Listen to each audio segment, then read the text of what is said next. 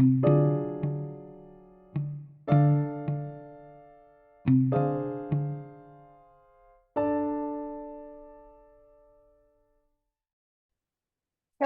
and welcome to the podcast. I'm Karen Weaver. My guests today are two national leaders in the college athletes' rights space. Congresswoman Lori Trahan from Massachusetts has been an outspoken advocate for college sports reform and for strengthening Title IX compliance. Chase Griffin, UCLA quarterback and National NIL Athlete of the Year, recently appeared at a congressional hearing and spoke of the synergies NIL opportunities have with the purpose of higher education. Here's three important takeaways for presidents from this particular conversation. Number one, plan to open up direct lines of communication with student athletes to understand their perspectives and needs. Chase emphasizes the president should not rely solely on athletic directors or coaches to represent athlete views. Number two, prioritize Title IX compliance and closing loopholes that disadvantage women's sports. Strengthening Title IX enforcement is an urgent need that presidents have the power to address now. And third, prepare for coming changes like NIL rights and revenue sharing that will further empower student athletes. Presidents should engage positively with these changes rather than resist them, as the athletes themselves are driving this progress. It's a great conversation.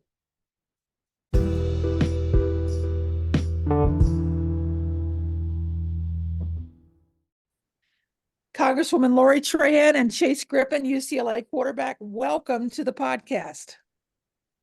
Thanks for having us. Thank you for having us. So excited to talk about two topics that I know that are near and dear to both of your hearts.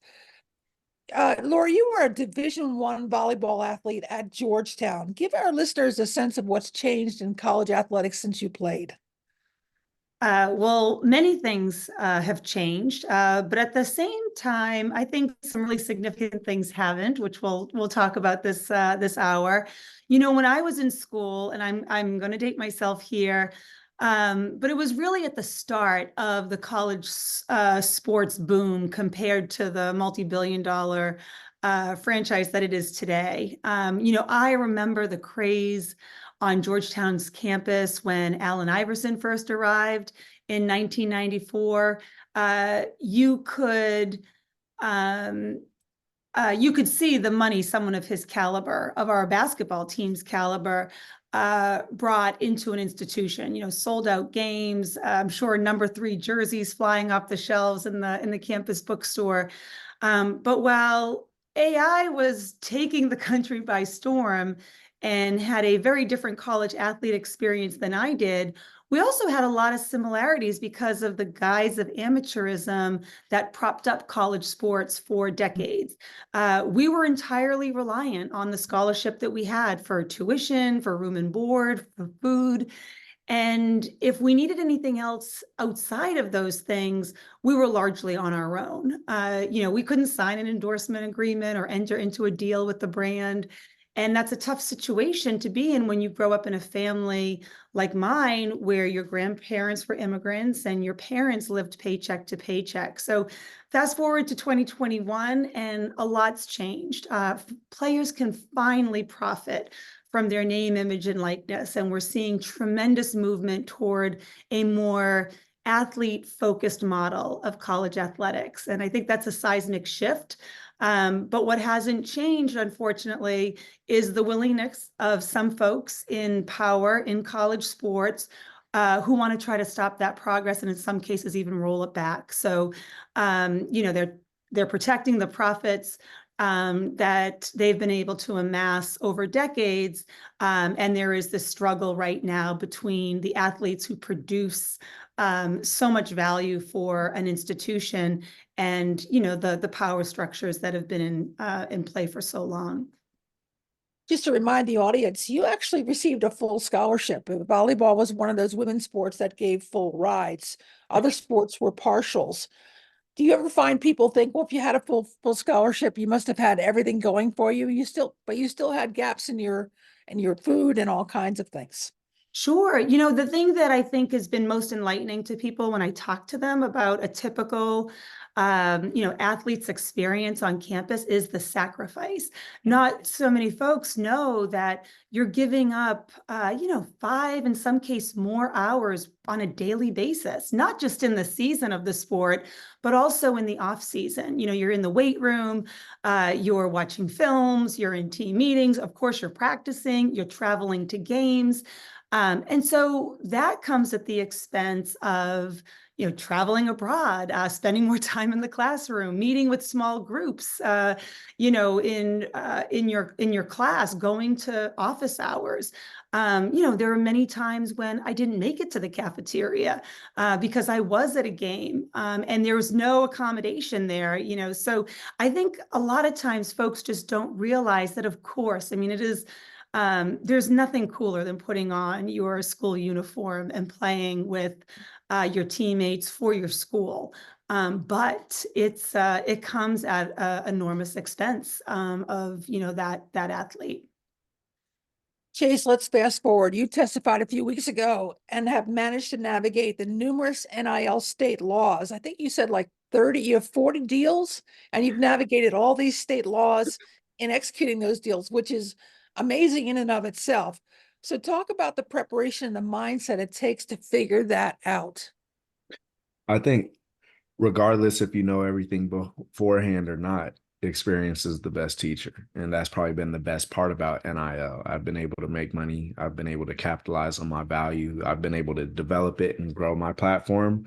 But even being able to go through a deal all the way from building out a creative to building out a shot list to doing the soundtrack for it, to doing a voiceover, to being on camera. These are all skills and talent and production that I wouldn't have had in college had it not been for NIL. And, regardless of what you do for the deal, even negotiating a deal, there's contract law that's involved. There's negotiating that's involved. There's the ability to protect yourself that's involved. These are all things that in the professional world are integral in making sure that you have a successful professional career. And I think college is for education. It is for growth. It is for being able to build out your skill set. And I would urge all of the presidents and chancellors watching this to recognize NIL as one of your greatest tools to add to that cumulative education for your college students that happen to be athletes.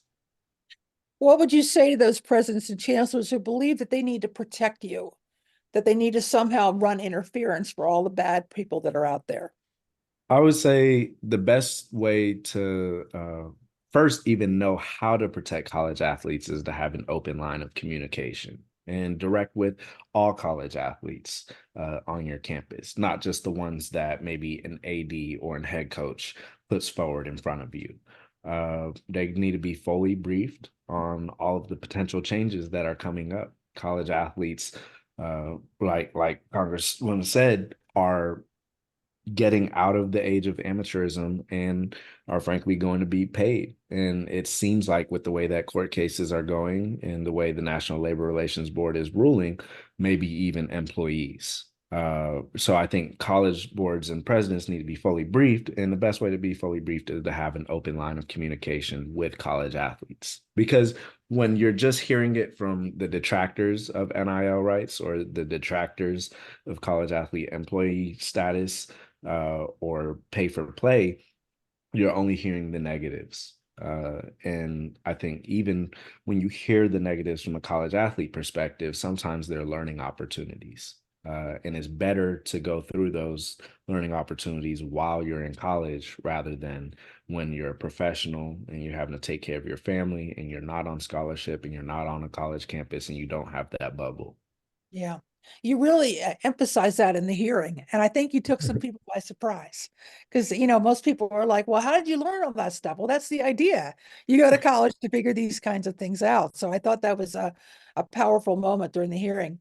Lori, when you saw the Kaplan report come out in 2021, 2022, which was a byproduct of a video that a college women's basketball player put about the weight rooms at the men's Final Four versus the women's Final Four, or I'm sorry, tournament, not the Final Four, just the tournament.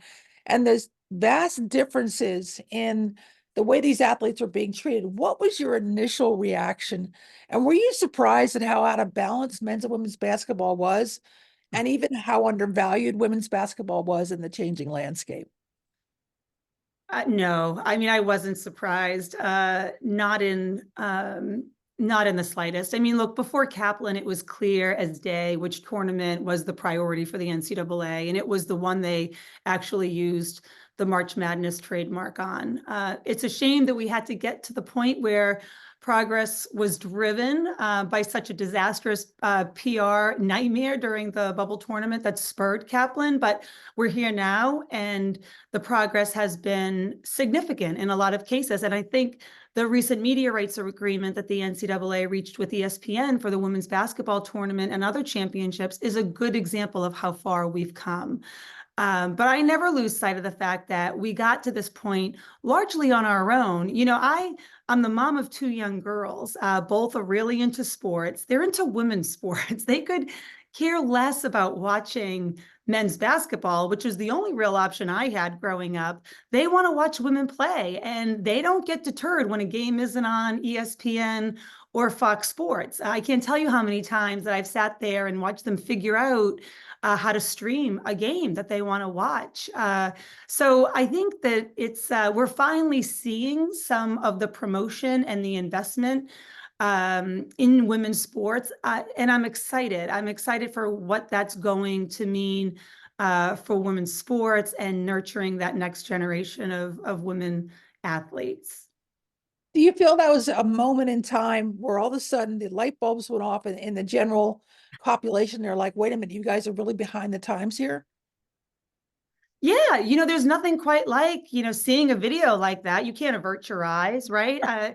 You know, I think everybody was like, ugh, you know, and people sort of had this, you know, comfort that, oh, we have Title IX and that takes care of everything, right? And it doesn't. I mean, there's still huge loopholes. There's huge gaps in what women encounter versus men. And so I think that what's been exciting to watch is just how organically women have grown their sports. I mean, 2023 was such a great year for women's sports. Didn't matter if it was, you know, volleyball, Cornhusker Stadium, the softball tournament, the women's basketball tournament. You like, we can go example after example without the benefit of the money in promotion. They were able to have these fan bases that are just going to continue to grow. And so I think that's no one's ever going to be able to look at women's sports the same way. And they're certainly not going to be able to get away with not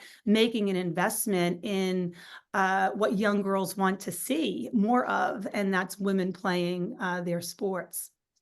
They're a demographic that matters and that buys stuff. And there are companies now that are tracking their data and what they're interested in so they can sell more marketing plans, more ideas to sponsors and to other folks who want to invest in women's sports. I mean, it's a Exactly right. phenomenal time to invest. Chase, I recently interviewed Michael B. Jordan, the actor and entrepreneur. I wanted him to tell me about the importance of building both wealth and equity in his deals. Now, at this point, his deals are probably bigger than yours, but it's the same idea. Do you agree that it's important to build both wealth and equity through your deals, or are you on the side of get the money up front and worry about it later? I think it sort of depends what stage you're at, and also the companies that you're working with. I'm a firm believer that companies that are willing to just give equity away to anybody, maybe sometimes that's a red flag. But companies where they recognize the value that you're able to put forth and your ability. I can only really speak for myself, my ability to consult on the marketing side as well as being talent on the marketing side, I think gives me an advantage over other folks in the space who do one of those sort of services for a company. For me, I definitely want equity in companies that I believe in.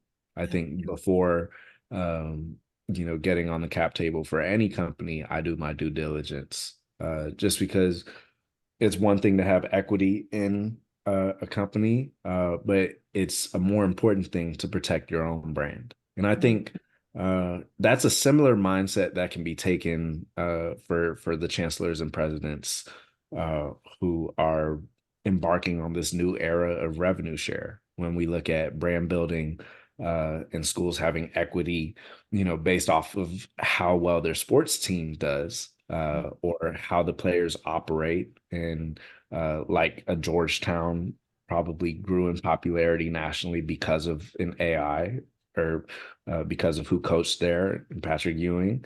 But I think the presidents who understand that keeping an open line of communication with the college athletes uh, is building equity for the school itself. And they owe it to the alums the same way I think talent owe it to themselves to protect that brand. Because any partnership you create, or anyone who's an ambassador to any entity or college or company, at the end of the day, is affecting the long-term money of that entity.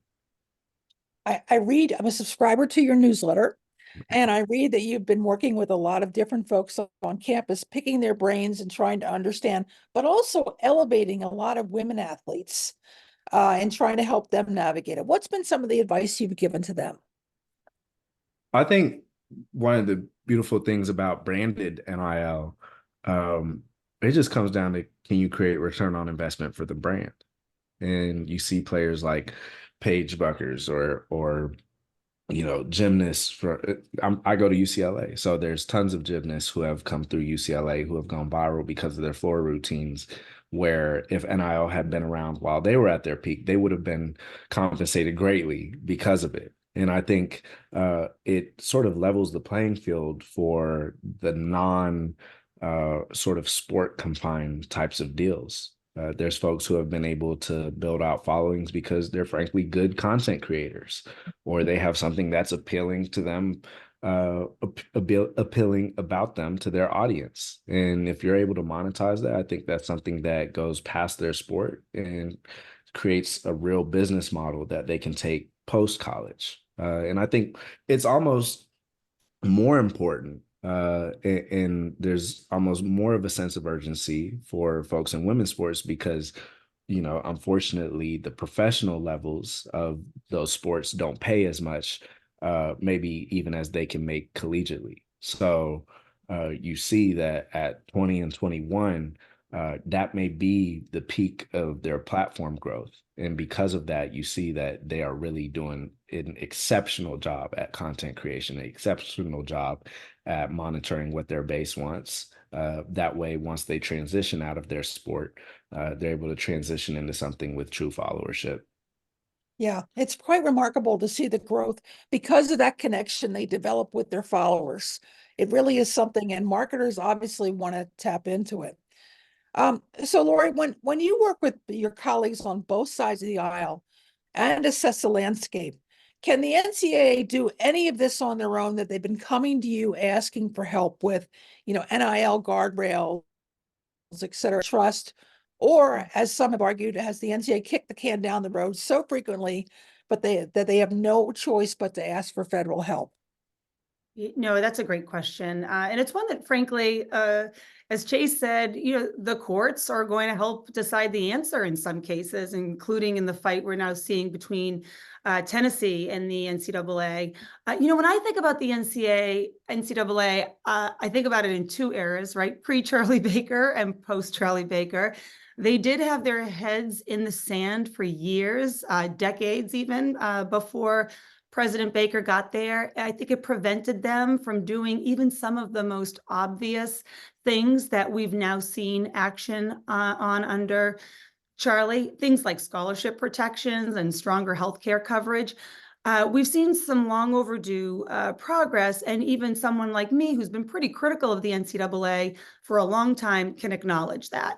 I think the question that's often put to me is whether these changes that are being made now are good enough to justify an antitrust exemption. And I'll be honest, I've got real concerns when it comes to the idea of a blanket or a broad exemption, whether for the NCAA or for conferences from any legal action from athletes whatsoever, because almost all the progress we've seen over the past 3 years has been spurred by athletes reaching the end of their appeal process and being forced to file a lawsuit and have their issue settled by the courts. And so removing that option altogether would be, a massive mistake in my opinion. And I've repeatedly raised that to my colleagues on both sides of the aisle when the topic of a broad or blanket antitrust exemption is discussed.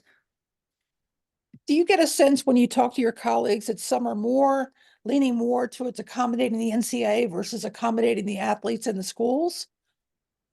It's funny, to be a legislator on the Hill in the last year means that you've probably taken a number of meetings, but those meetings are mostly from, conference commissioners, from athletic directors of, big Power 5 type schools, or in some cases, college presidents, and then in some cases, the NCAA.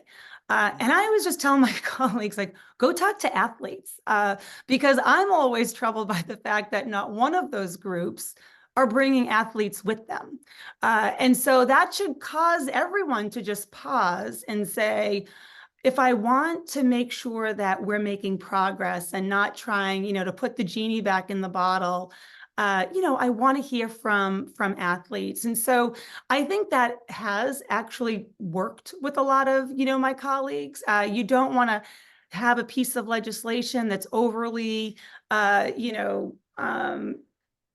accommodating maybe to just what the commissioners want versus, and they all want different things. I mean, it's an incredibly complex ecosystem when you consider all the competing interests and desires on what the future of college athletics looks like. And so for me, my true north has always been and will always remain the athletes, and making sure that we're designing a system that puts them at the heart of the future of college sports.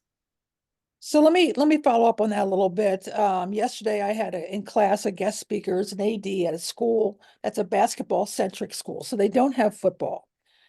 And when she described what her budget looked like and where the revenues came from, 75% of the revenues came from the campus budget. In other words, they were only generating 25% on their own through their NCAA March Madness revenues. And her college is under some severe stress financially with enrollment, with discount rates on tuition, with cost of things going up. How did a school like that navigate what we all know is really important, but requires an investment in the athletes' experience that we know every school is going to need to make? How do we do that? It's a great question. And, I think that one thing is tantamount.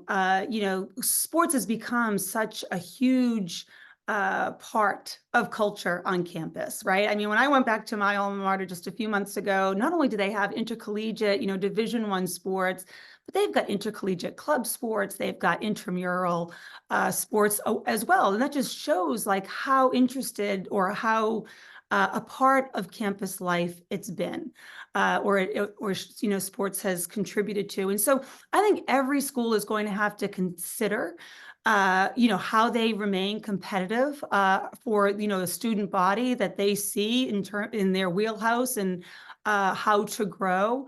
And certainly everyone should be doing scenario planning based on how these different court cases, how action from Congress could impact the revenue and the livelihood of their sports programs on campus. But I'll tell you one thing, I mean, just in the NIL space, there is no reason to suggest that we need to restrict an athlete's ability to realize their NIL value, right? I mean, I think, there's a lot at stake when you look at college athletics writ large. But if you just look narrowly at NIL legislation, and Chase's testimony, you're right, was just so illuminating for so many people there, because it really got to the heart of the things that he's actually learning and doing by experience, which you can't beat that. You can't get that in a classroom, and it's pretty incredible. But we essentially want to make sure that NIL rights can't be infringed or restricted in any way.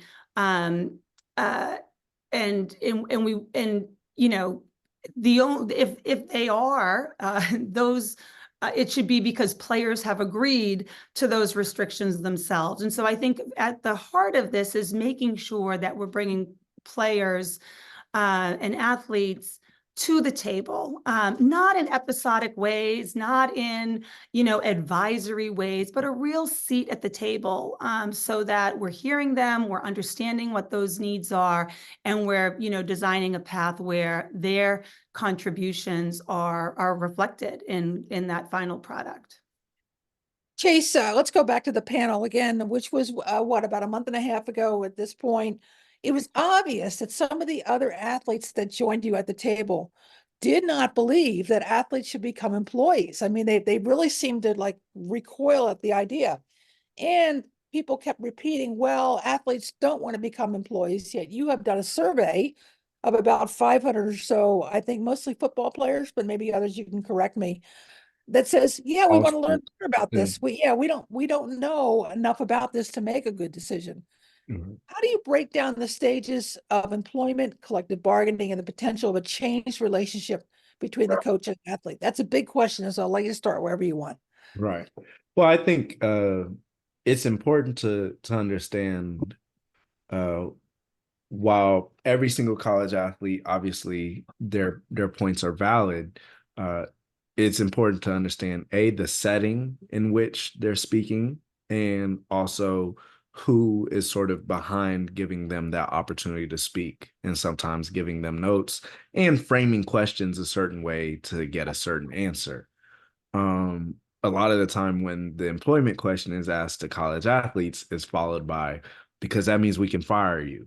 Um, so anytime you add sort of a qualifier to a question, it's like you're trying to lead the witness. And a lot of these organizations where college athletes are saying they don't want to be employees are in settings and events literally run or organized by the NCAA.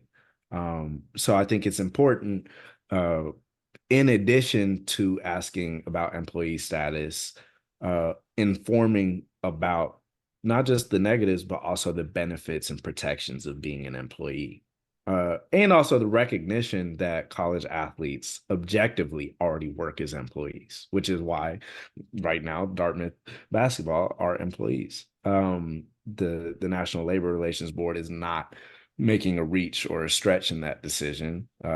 They made it off of reviewing actual evidence on what the daily life is for a college basketball player.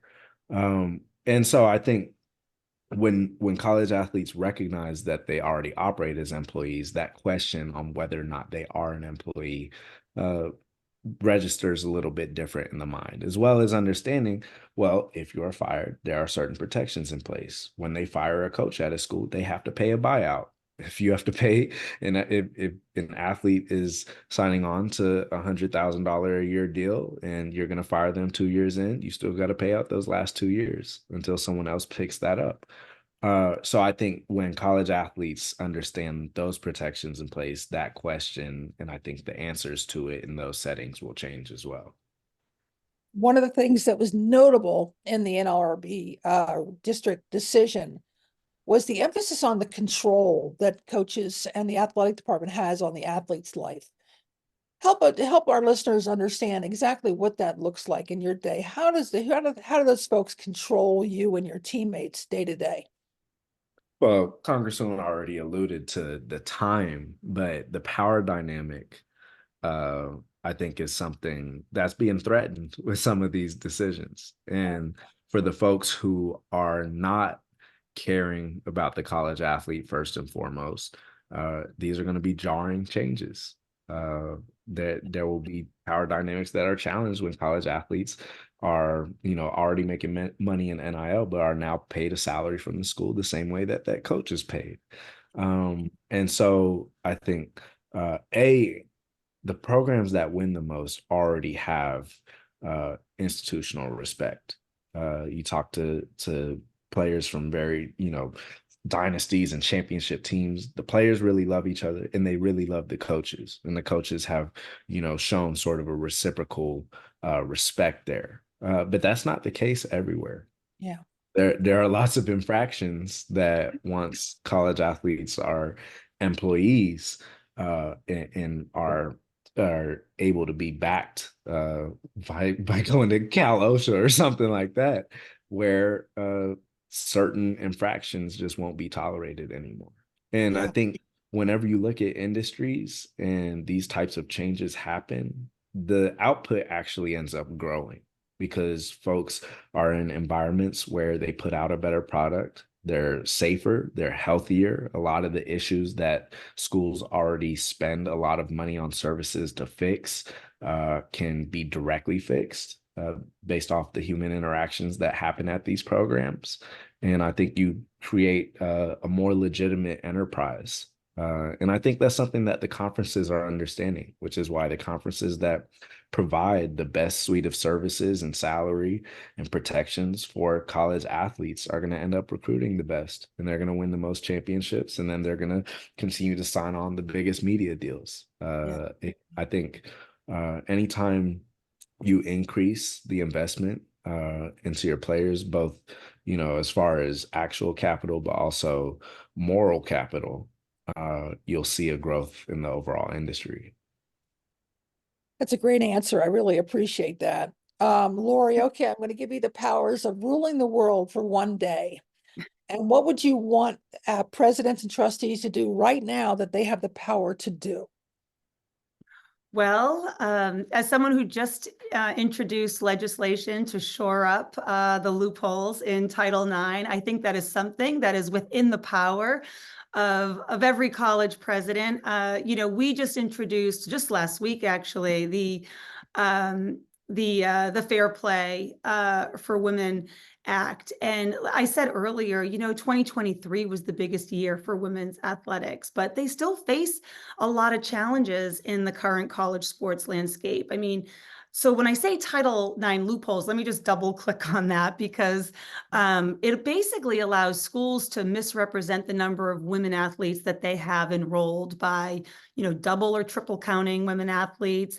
I mean, counting men's practice players as women, even over counting women athletes by counting women who just tried out for a sport. I mean, each of these egregious loopholes deprive women of roster spots that could be used to continue their athletic careers. But what's so ironic to me is that many of the folks who talk about how NIL, revenue sharing, or collective bargaining would be disastrous for women are the same ones representing schools that are egregiously out of compliance with Title IX. And so I have a fair amount to rant on the Department of Education's Office of Civil Rights, because they've done nothing to stop it. But if you're saying I'm in charge for a day, what would I do?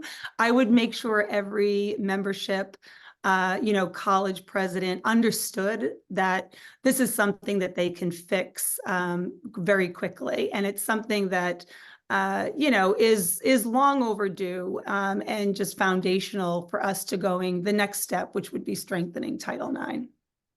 Yeah, I mean, you're absolutely right. And one thing that has crossed my mind as I've researched this is I wonder why this, since there's already an annual reporting form to the Equity and Athletics Disclosure Act, why we don't tie that to the college's accreditation process, why we don't hold them every time that they're evaluated to keep their accreditation so they can give financial aid, federal financial aid to students.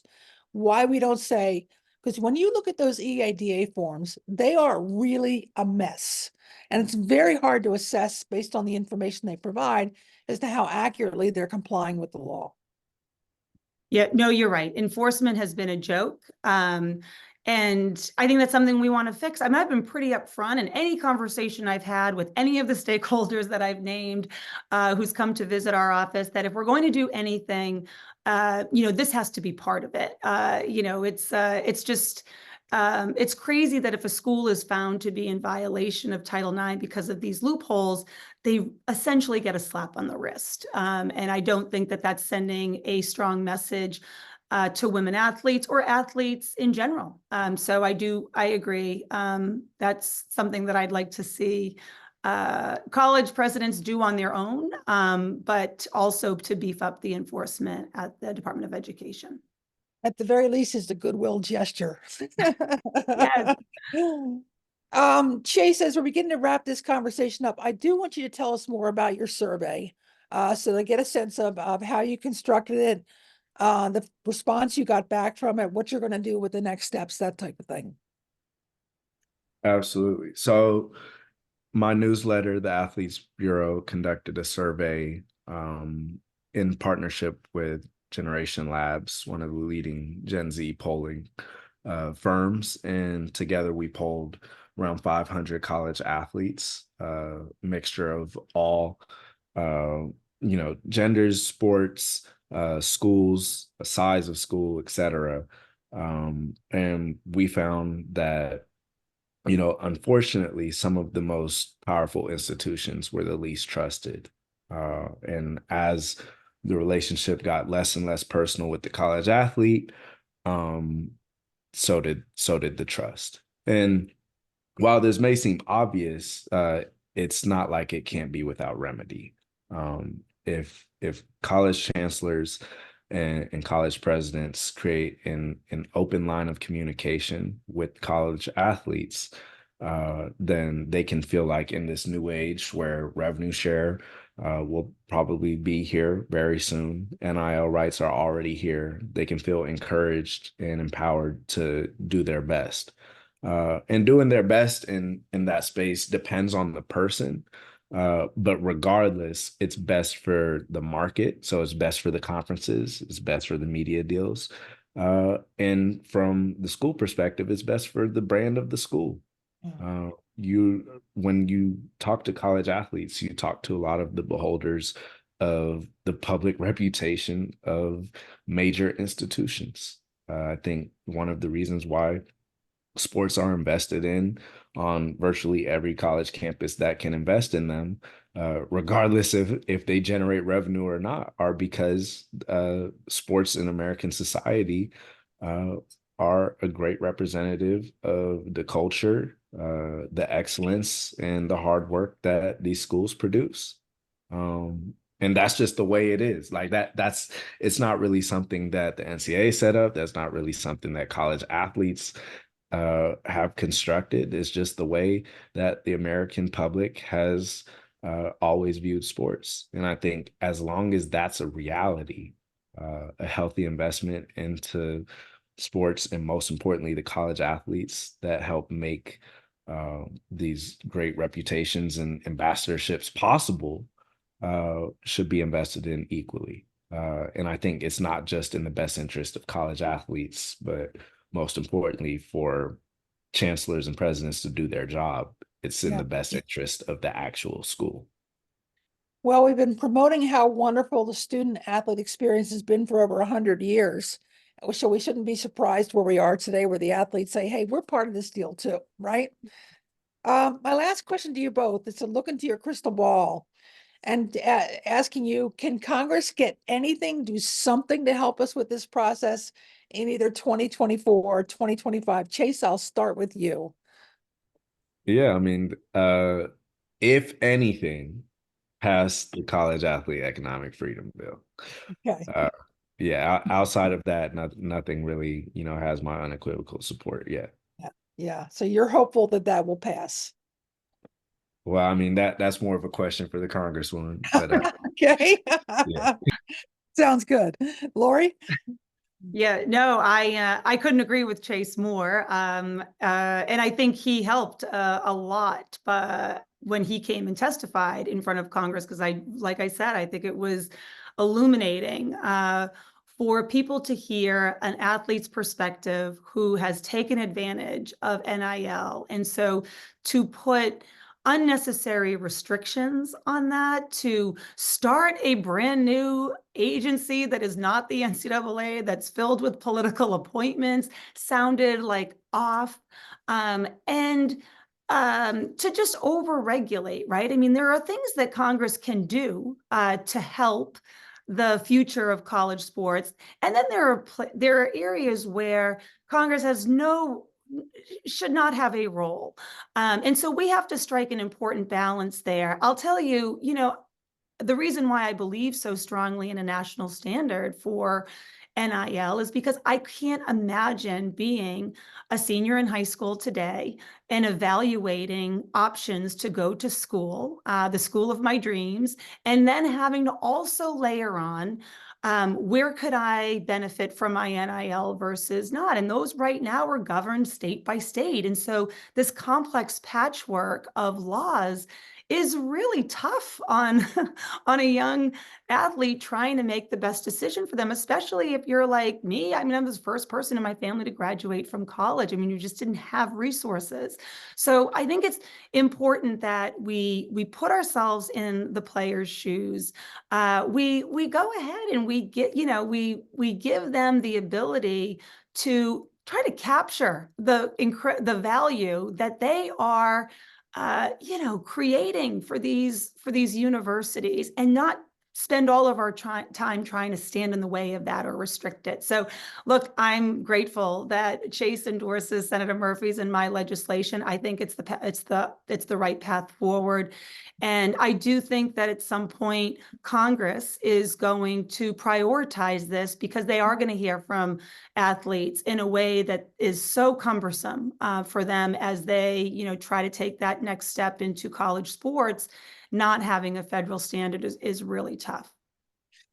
Any hope for 2024, 2025? Any hope at all? Are you hoping for? 24 is tough. I mean, I think my comments after the last hearing, partly because, the legislation that we were discussing was just didn't hit the mark, right? And so we are going to have to do something in a bipartisan way if we're going to do anything in 2024. The House of Representatives isn't a place right now where a heck of a lot of bipartisan work is getting done. I do work with my Senate partners because they've been able to put out a few, bipartisan products. So I'm going to continue to be exhaustive on that. But I would say 2025 is probably a little bit more likely than this year. Yeah, makes sense. Makes sense.